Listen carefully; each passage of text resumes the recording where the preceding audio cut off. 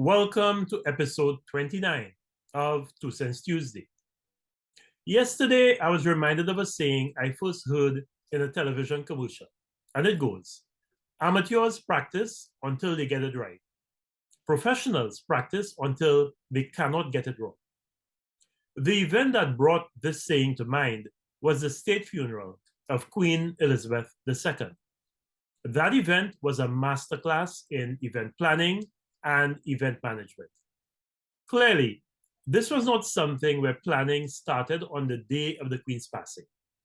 From all accounts, the relevant authorities had spent years planning the sequence of events that took place immediately after the Queen's passing and which culminated yesterday. It is more than likely that the Queen herself had an input in some of the arrangements. However, the activities still had to be executed, and this is what unfolded seemingly flawlessly yesterday. The logistics must have been mind-boggling. There were so many moving parts, so many variables. However, some variables they managed to control and turn into constants. For example, like canceling over 100 flights at Heathrow Airport to ensure that there was no aircraft movement at the UK's busiest airport, which in turn guaranteed quiet skies during the funeral service. This contrasts sharply with what often happens in our country. Now, before I go any further, let me state that I am not, and I repeat, I am not comparing the United Kingdom with its vast financial and human resources with our own country, St. Lucia. What I'm suggesting is there are many things well within our control and our means that we continue to get wrong simply because we do not care enough to pay attention to them, or we are satisfied with doing things a certain way. Okay has become our standard when I know we are capable of so much better. First of all, we have no respect for punctuality. I know there is this thing called Lucian time or island time, but we take it to ridiculous extremes. Events starting at the stipulated time are the exception and not the norm. Many of our political leaders are particularly guilty. How often, over the many years, have we seen ministers of government arriving late for events? How often do addresses to the nation start later, much later than the scheduled time, even when they have been pre-recorded? And this one baffles me completely. How many times do national events start on time? So, getting an event to run like clockwork will always be challenging if our clock is always running late. Then there's the question of organization and timing. I do not know where to start on this one, honestly. But let me address one of my pet peeves, which is people not sticking to the time allocated for them to speak or to perform. My rule is that if you give me 5, 10, or 15 minutes to speak, I will stick to the time allotted to me.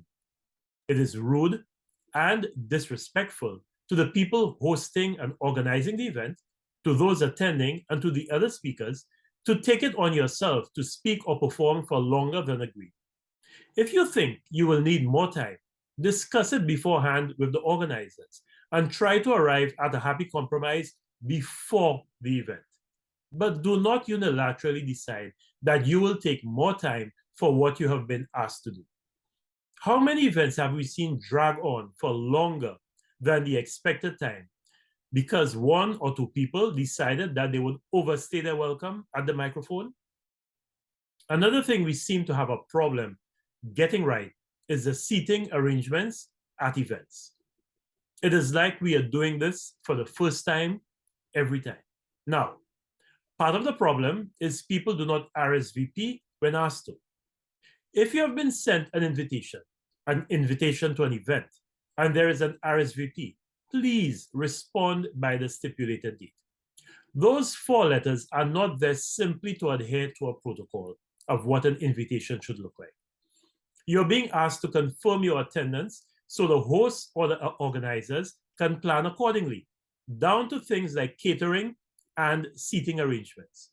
When the organizers do not know who will be attending or how many people will be attending, It is very difficult for them to get seating allocations right.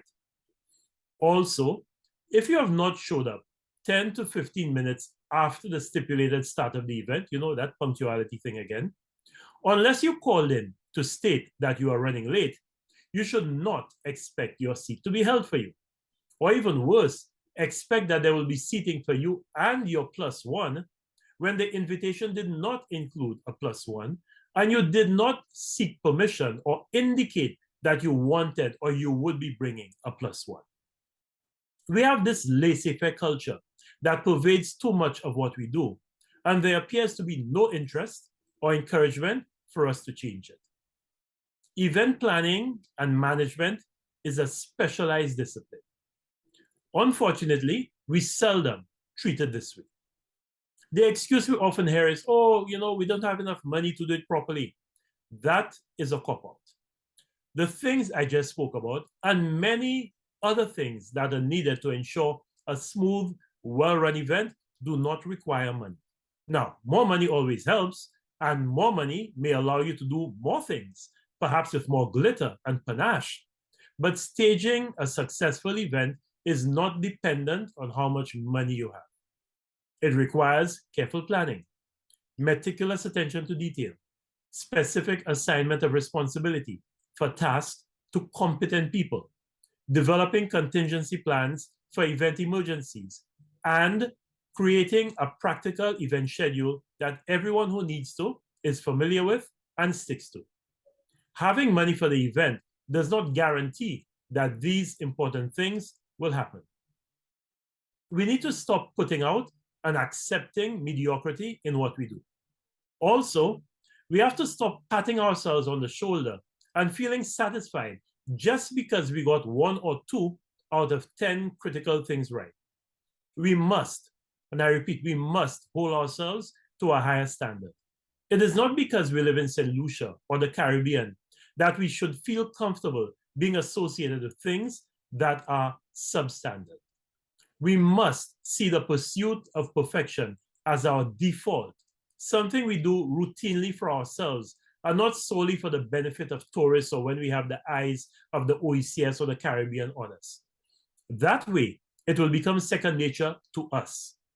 We must work hard at perfecting our craft, whatever that craft may be, until we can never get it wrong, rather than stop practicing or trying to improve the first time we get it right.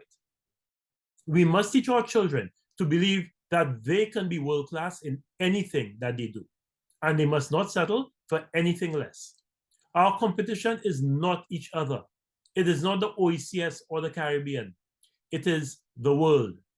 If we want to grow our economy to sustainable levels and develop this country to the point where we can compete with the best of what the world has to offer, we must create goods, products, and services that appeal to a global audience and that are of a global standard, not just for the people who live in St. Lucia or the Caribbean.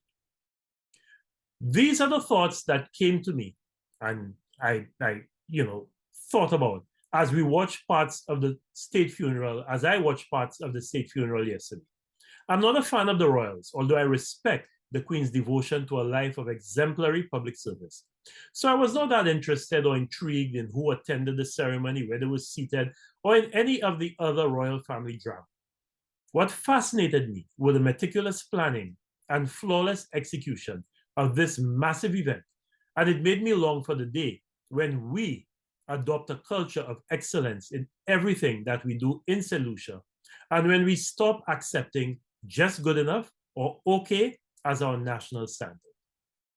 Thank you for viewing another 2 Cents Tuesday.